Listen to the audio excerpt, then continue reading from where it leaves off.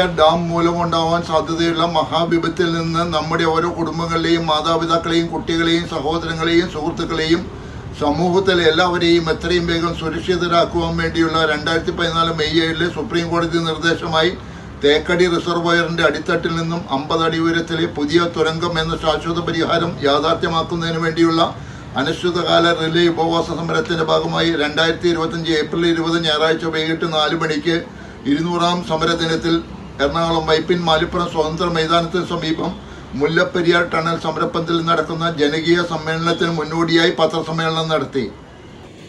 മാധ്യമ സഹോദരന്മാരെ,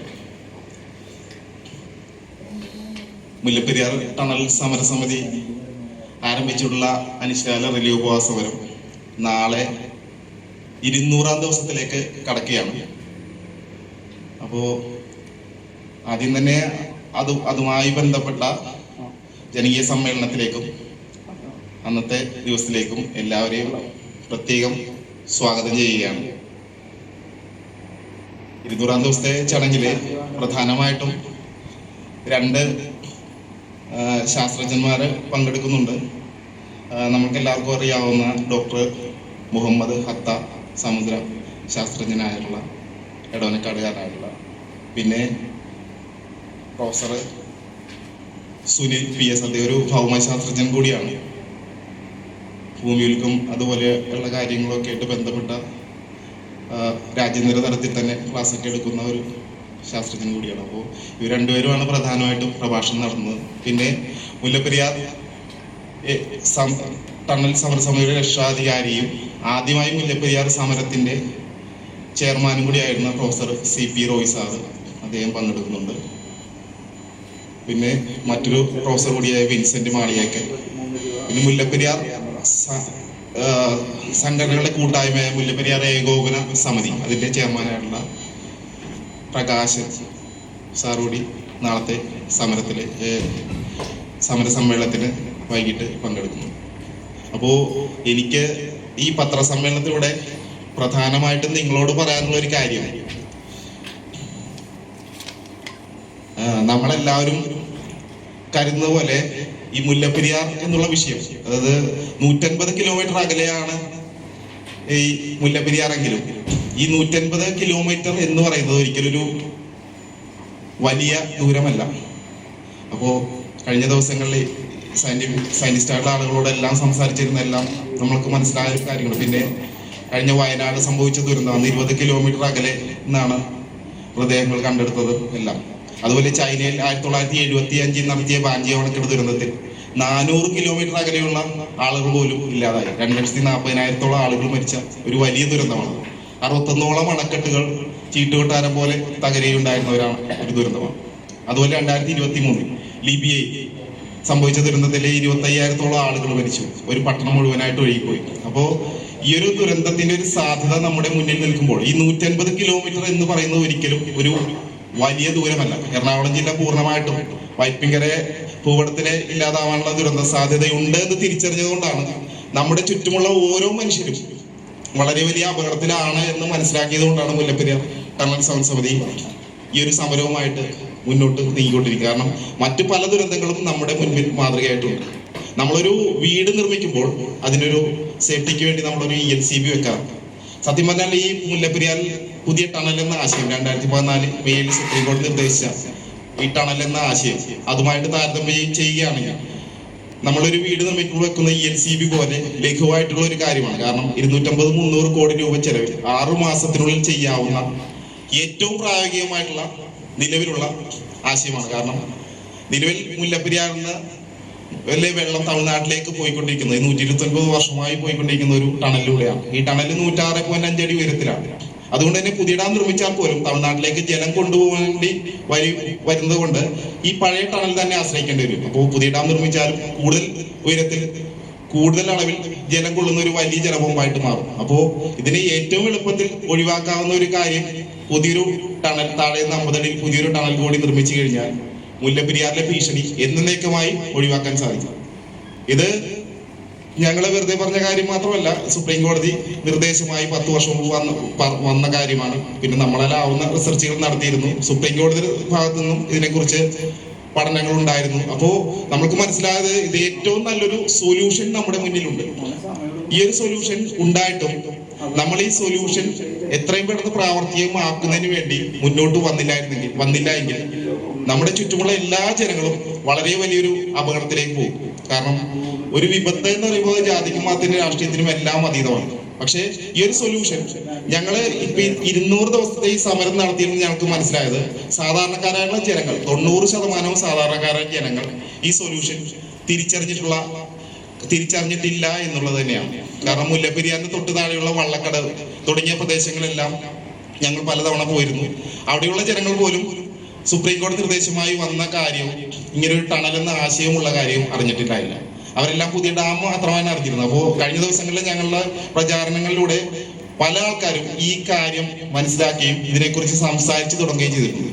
അപ്പോൾ ഇങ്ങനൊരു ആശയം എത്രയും പെട്ടെന്ന് കേരളത്തിലെ ജനങ്ങളിലേക്ക് എത്തിയാൽ മാത്രമേ, അത് ജനങ്ങളെയും ജനപ്രതിനിധികളെയും മനസ്സിലാക്കിയാൽ മാത്രമേ കേരള ഗവൺമെന്റ് പുതിയ ഡാം എന്നുള്ള ആശയത്തിൽ നിന്ന് പുതിയ തുരങ്കം എന്നുള്ള ആശയത്തിലേക്ക് മാറുകയും ഈ പ്രശ്നം പരിഹരിക്കാൻ സാധിക്കുകയും ചെയ്യുള്ളൂ. അപ്പോൾ അതിന് പ്രധാന പങ്ക് വഹിക്കേണ്ടത് നമ്മളോടൊപ്പം തന്നെ മാധ്യമ സഹോദരന്മാർ കൂടിയാണ്.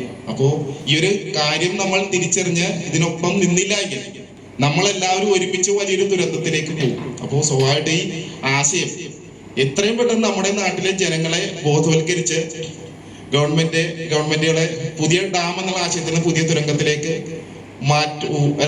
പുതിയ തുരങ്കം എന്ന ചിന്തയിലേക്ക് വരുത്തി തമിഴ്നാടുമായി ചർച്ച ചെയ്ത് എത്രയും പെട്ടെന്ന് നടപ്പിലാക്കുക എന്നുള്ളൊരു കാര്യമാണ് പ്രധാനമായിട്ടുള്ളത്. പിന്നെ മാത്രമല്ല, തമിഴ്നാട് മധുര പോലെയുള്ള പ്രദേശങ്ങളിലെ ജലക്ഷാമം പരിഹരിക്കുന്നതിന് വേണ്ടി 1256 കോടി രൂപ ചെലവിൽ 2018 അമൃതം പദ്ധതി എന്ന് പറഞ്ഞൊരു പദ്ധതി പൈപ്പിട്ട് ഈ പ്രദേശങ്ങളിലേക്ക് ജലമെത്തിക്കുന്ന ഒരു പദ്ധതി തുടങ്ങിയിട്ടായിരുന്നു. അത് അവർ ഏകദേശം പൂർത്തിയായി കഴിഞ്ഞു. അപ്പൊ സ്വാഭാവികമായിട്ടും ഈ പ്രദേശങ്ങളിൽ ജലം എത്തിക്കേണ്ടതായിട്ടുണ്ട് അവർക്ക്. അപ്പോൾ അവരെന്ത് ചെയ്യും? സ്വാഭാവികമായിട്ടും ജലനിരപ്പ് ഇനി കൂട്ടി എത്തിക്കാൻ ശ്രമിക്കും. ജലനിരപ്പ് ഉയർത്തുന്നത് നമ്മുടെ കേരളത്തിലെ ജനങ്ങളെ വളരെ പ്രതികൂലമായി ബാധിക്കുന്ന ഒരു കാര്യമാണ്. പക്ഷേ ഈ ഒരു പുതിയ ടണൽ സ്ഥാപിക്കുകയാണെങ്കിൽ 100-110 അടിക്കുള്ളിൽ നിർത്തിക്കൊണ്ട് തന്നെ ഈ പറഞ്ഞ പ്രദേശങ്ങളിലെ ജലക്ഷാമം പരിഹരിക്കാനായിട്ട് സാധിക്കും. അപ്പൊ അതുകൊണ്ട് തന്നെ തമിഴ്നാടിന് സുപ്രീം കോടതി മറ്റു വഴികളിലൂടെ എല്ലാം സമ്മർദ്ദം ശക്തമാക്കി ജലനിരപ്പ് ഉയർത്താൻ ശ്രമിച്ചാൽ നമ്മൾക്ക് എല്ലാവർക്കും വളരെ വലിയ അപകടമാണ്. അപ്പൊ സ്വാഭാവികം ഇതേ കാര്യം തന്നെ 110 അടിക്ക് മുകളിൽ ജലനിരപ്പ് ഉയരാതെ തന്നെ ചെയ്യാൻ സാധിച്ചാൽ അതൊരു പുതിയ തുരങ്കത്തിലൂടെ ചെയ്യാൻ സാധിക്കും എന്നുള്ളതിലൊരു സംശയവും വേണ്ട. കാരണം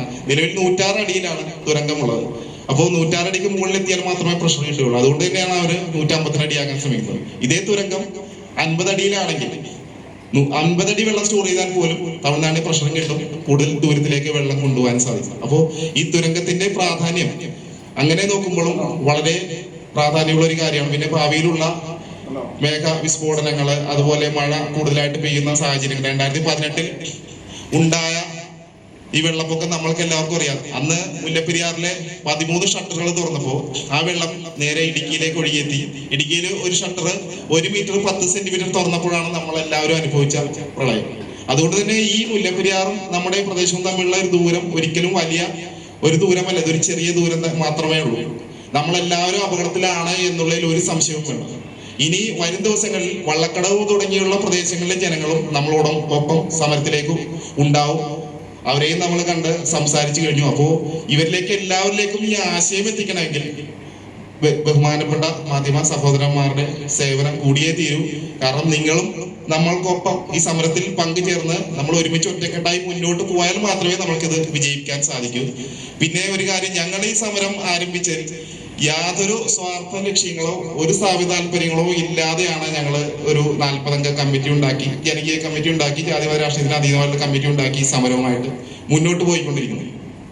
ഇതിന് ഒരു തരത്തിലുള്ള സ്വാർത്ഥ ലക്ഷ്യങ്ങളോ രാഷ്ട്രീയ പരിപാടികൾ, രാഷ്ട്രീയത്തിൽ ഇറങ്ങുകയോ അങ്ങനെയുള്ള ചിന്തകളൊന്നുമില്ല. കാരണം ഈ ഒരു സമരം നമ്മളെ സംബന്ധിച്ചിടത്തോളം നമ്മളെല്ലാവരും, നമ്മുടെ ചുറ്റുവട്ടത്തുള്ള എല്ലാവരും അപകടത്തിലാണ് എന്ന് തിരിച്ചറിഞ്ഞുകൊണ്ട് തുടങ്ങിയ ഒരു സമരമാണ്. അതുകൊണ്ട് തന്നെ ഞങ്ങളുടെ മുല്ലപ്പെരിയാർ ടണൽ സമര സമിതിയിൽ പ്രവർത്തിച്ചുകൊണ്ട് രാഷ്ട്രീയത്തിൽ ഒരാളും ഇതിനു വേണ്ടി ഇറങ്ങി രാഷ്ട്രീയപരമായിട്ട് ഇതിനെ ദുരുപയോഗം ചെയ്യുക, ഒന്നും ചെയ്യില്ല, അങ്ങനെയുള്ളവരെ ഒന്നും ഞങ്ങൾ സമിതിയിൽ ഉൾക്കൊള്ളിക്കുകയില്ല എന്നുകൂടി ഞാൻ എല്ലാവരോടും പറയുകയാണ്. 100% സത്യസന്ധമായും ആത്മാർത്ഥമായിട്ടുമാണ് നമ്മൾ ഈ സമരവുമായിട്ട് മുന്നോട്ട് പോകുന്നത്. ഈ ആത്മാർത്ഥത മനസ്സിലാക്കി എല്ലാവരും കൂടെ നിൽക്കണം എന്ന് അഭ്യർത്ഥിക്കുന്നു. ഇത് തമിഴ്നാടാണ് ഈ മുല്ലപ്പെരിയാറിലെ വെള്ളം പൂർണ്ണമായിട്ട് ഉപയോഗിക്കുന്നത്. കേരളം ഒരു തുള്ളി വെള്ളം പോലും ജലസേചനത്തിന് വൈദ്യുതിക്ക് ഉപയോഗിക്കുന്നില്ല. അപ്പോൾ ഈ ടണല് അതിന്റെ ഗുണഭോക്താവരായതുകൊണ്ട് തമിഴ്നാടിന്റെ ചെലവിൽ നിർമ്മിക്കണമെന്നാണ് സുപ്രീം കോടതി നിർദ്ദേശമായിട്ട് വന്നത്. അപ്പോൾ ഒരു വർഷത്തിനുള്ളിൽ പ്രാരംഭ നടപടികളും പഠനങ്ങളും നടത്തണമെന്ന് പറഞ്ഞിട്ടായിരുന്നു 2014 മെയ് 7 സുപ്രീം കോടതി വിധിയിൽ ബദൽ നിർദ്ദേശമായിട്ട് സുപ്രീം കോടതി പറഞ്ഞത്. വിധി അന്ന് വന്നത് 142 ആക്കി ജനങ്ങൾക്ക് ഉയർത്തണമെന്നായിരുന്നു. പക്ഷെ ഇത് രണ്ട് സംസ്ഥാനങ്ങൾക്ക് ഒരു സമവായത്തിലെത്താവുന്ന ഒരു ആശയം കൂടിയാണ്.